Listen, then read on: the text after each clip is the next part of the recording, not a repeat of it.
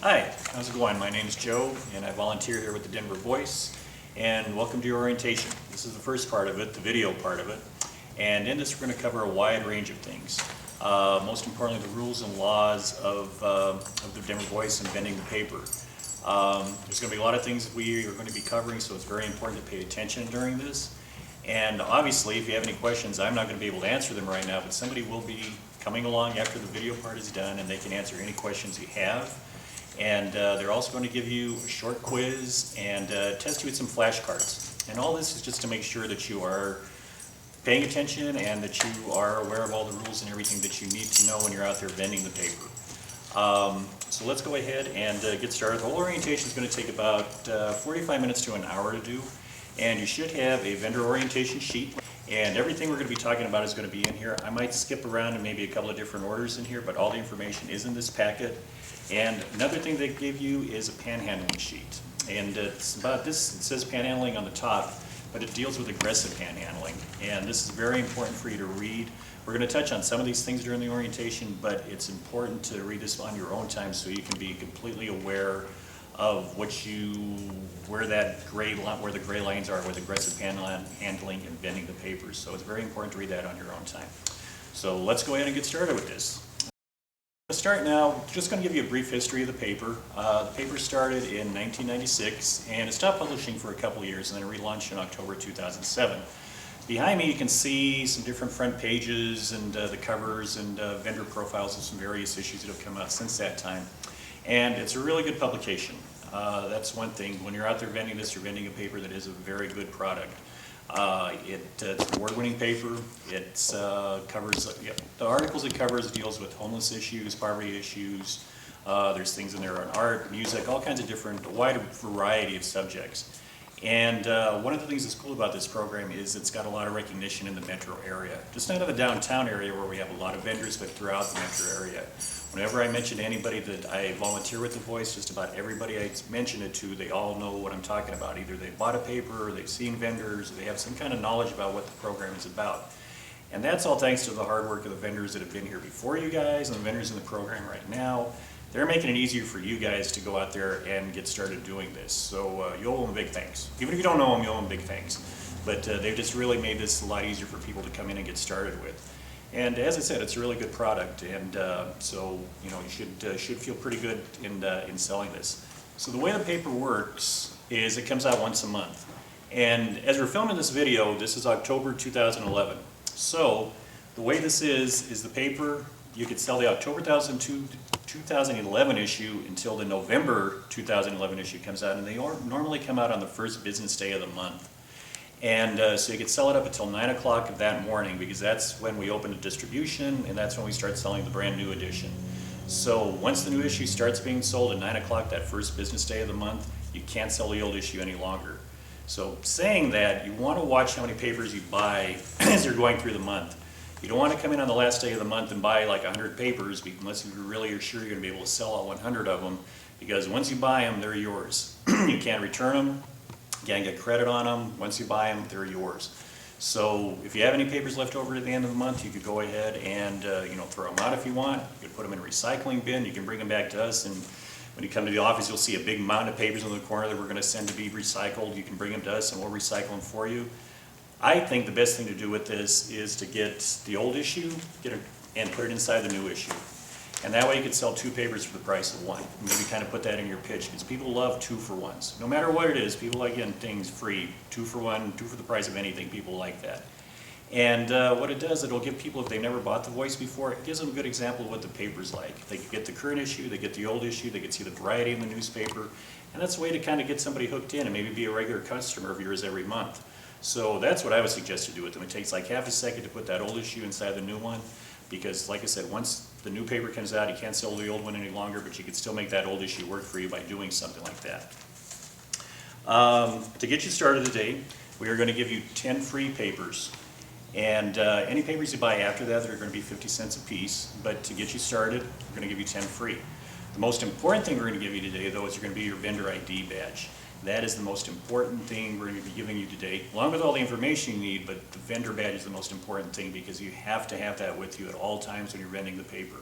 You have to have it with you when you come in here to buy papers. If you don't have the badge with you, we can't sell you anything. If you're out there vending and you don't have a badge visible, you can get a ticket for aggressive panhandling. So that badge is, like I said, most important thing we're going to give you today. If you lose the badge, it's like $5 to replace, so always try to hang on to it. If you're out there vending and you decide you need to take a little break or something, or once you're done, just put the badge away, tuck it inside your jacket, shirt, in a bag or something, but don't have it visible if you're not vending. So always make sure you have that out and visible though when you are out there. We're covered under the First Amendment. So being covered under the First Amendment, we're not technically selling the paper, we're asking for donations for the paper. So each issue is marked on the front cover as a $2 donation. Now, you can't ask for more than $2, you can't ask for less than $2. But if somebody comes up to you and they want to give you $5 for the paper, you can definitely accept it. Just can't ask for it, but if they want to give it to you, you can accept it.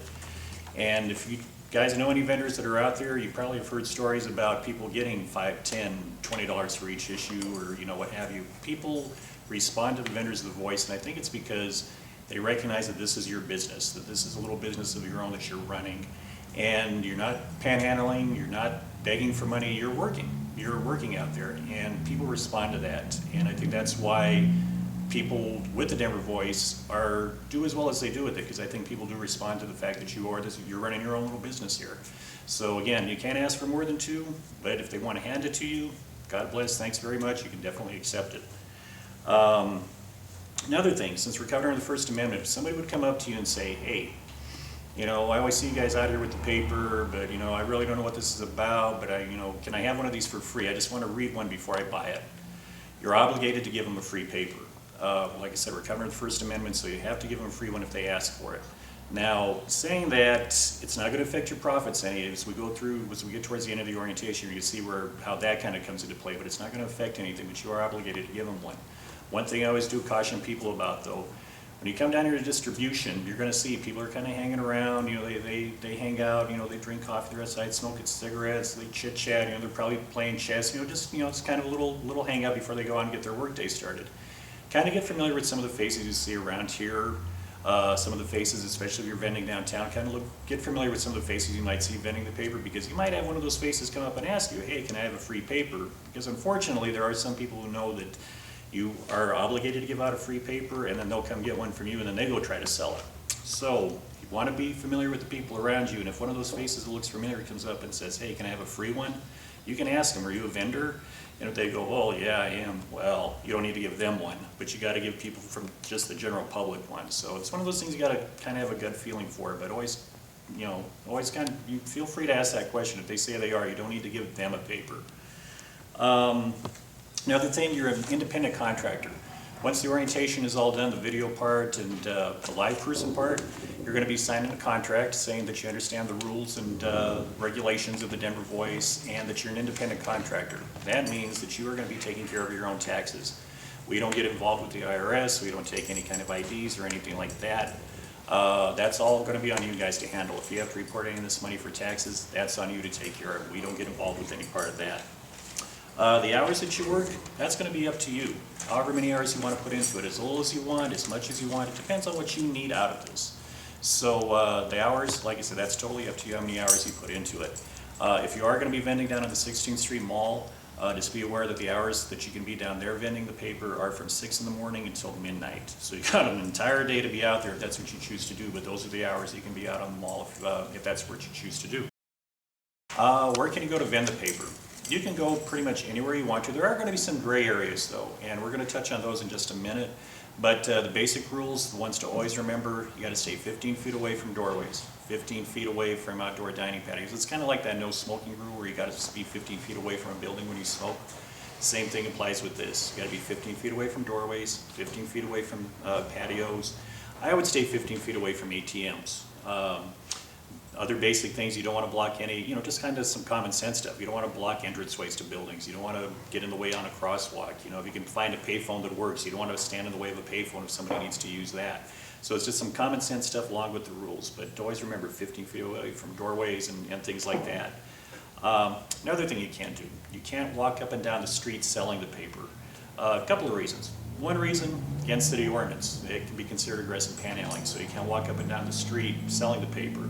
The other reason is one I kind of came up with, and that is you just would be walking with people who have already made the decision they don't want to buy the paper. So why do you want to walk with them? You're just going to blend in with foot traffic. Nobody's going to see that you're out there vending. You're just going to blend in with everybody else, and you're walking with people that already told you no. That's why put yourself on a corner. That way you could see people coming towards you. They could see you as they're approaching you. Put yourself nice and visible, and that's going to give yourself the best chance to move some papers. So just always put yourself on a corner and make yourself nice and visible and approachable and all those good things.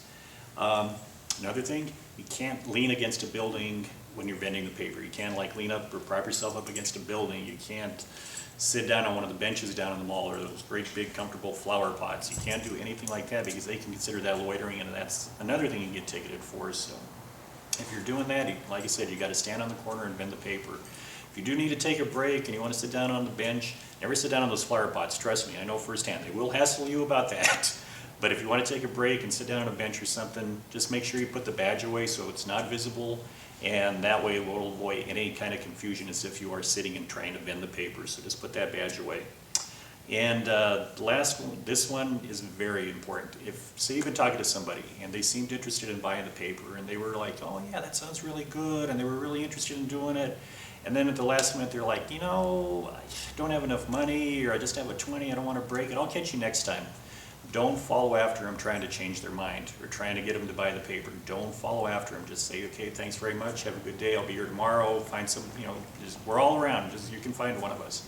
Don't follow after them though, because they can consider that aggressive panhandling, and if any of the authorities, you know, would see you doing something like that, they will definitely give you a ticket on that. And like I said, that's just a fine and a hassle you don't need. So if they change their mind, don't follow after them trying to get them to re-change their mind and buy the paper. Vendor rules. We just have a few of them, and they're just really common sense stuff, things that apply to any kind of a job, any kind of a business. First one is sobriety. You've got to be sober when you come in here to buy the papers. If you're not, we're not going to sell you any. And obviously, you've got to be sober when you're out there vending the paper. If you're not, people are going to see that. They will go right past you, go to the next vendor. And if you get caught drinking while you're out there vending the paper, we had a problem with this a couple of summers ago where there were a group of vendors that would be out there vending and drinking at the same time. You're terminated. Badge is pulled, no questions asked. That's just like any other kind of job. You get caught drinking on the job, you're going to be terminated. Courtesy. Obviously, you got to be courteous to everybody that's out there, whether it's the public, other vendors. Courtesy goes a long way in anything, and especially with something like this. Somebody could pass you up 15, 20 times in a month. But if you're friendly, if you're approachable, eventually something might click with that person. They're going to be like, you know, every time I walk by that guy, he's out there vending the paper, he always seems so happy, and he seems like he's having a good time. He's like, let me, you know, they might be like, let me buy one of these, and just kind of, you know, see what this thing's about. You never could tell what that little interaction could maybe lead to. You might become that guy that, and we hear these stories all the time, and if you know any vendors, you might hear these stories as well. You might become that guy that, you know, hey, I got some leftover lunch, you know, I'm not going to eat it, you know, I'll let him have it, you know, or I got a new coat for the winter, I'm not going to be able to use the one I have now, let me pass it along to him. Got an extra $5, I don't need the paper, I already bought one, but let me pass it along. Being courteous and making yourself friendly and approachable, you never know what that can maybe lead to, so always look like you're having fun with this. Have fun with it, don't just look like you're having fun, have fun with it. And that's going to translate to people as they see you, and trust me, it is going to help. The badge, obviously, again, the badge, can't emphasize that enough. Always make sure you have that visible when you're vending. You have to have that visible, because otherwise, like I said, you're opening yourself up for an aggressive panhandling ticket. Always make sure you have that badge with you, and when you come here to buy papers. Supplying papers. The way I like to put this, the papers you come in here and buy from us, those are papers for you to make money with. So this kind of goes back to what I said before about, you know, recognizing faces. Like I said, this is a little community here, and you're going to start to recognize people. One of those people you recognize might come up to you someday and say, hey, I couldn't make it down to distribution this morning, can you front me 10 papers, you know, I'll pay you for them tomorrow, or, you know, whatever they might tell you. Don't do it. Because first of all, you don't know what their story is. Yeah, maybe you might have seen them around distribution before, but maybe they got caught drinking on the job, and they got terminated. Maybe they're on suspension for something else. They might be taking those 10 papers and giving them to somebody that's not even a vendor, but they're going to turn around and try to sell the papers.